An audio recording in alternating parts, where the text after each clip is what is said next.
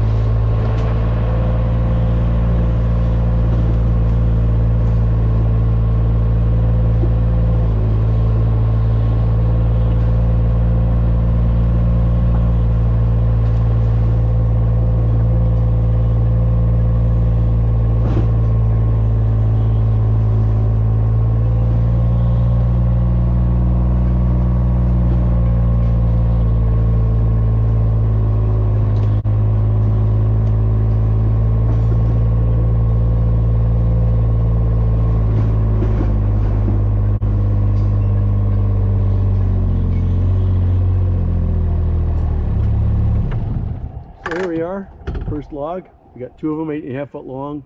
They're not very big. It might be 14 or 16 inches. It's barely large enough to do anything with, but it is a nice straight piece of wood, and it'll work out pretty well. So next thing we'll do is we're going to set up to pull this thing up on the log lift.